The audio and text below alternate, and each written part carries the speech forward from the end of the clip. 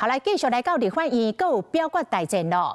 行政院针对着总预算案甲财政收支未分法，邀请到立法院来复议。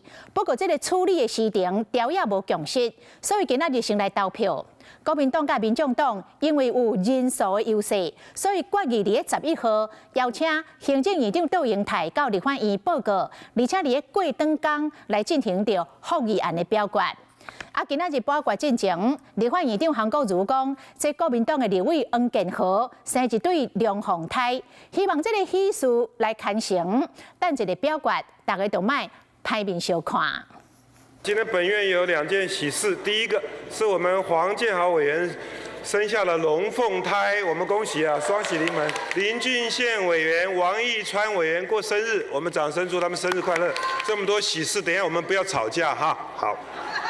先用喜事和气氛未受减少，表决开始进行。立法院长韩国瑜即句提醒，和议场内底雄雄降分。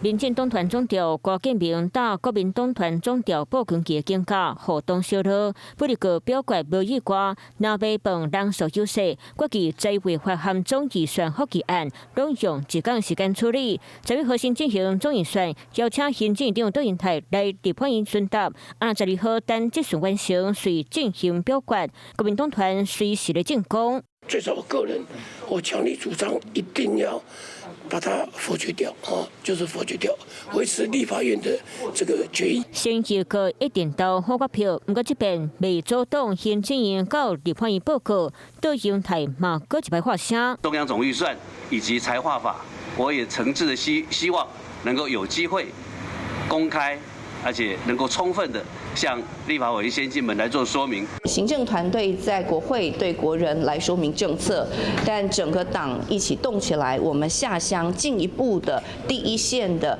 跟人民做政策的报告。针对总预算案，民进党3月中启动对政客宣讲，杜英泰卖去演讲，为大罢免热线互相添加插火。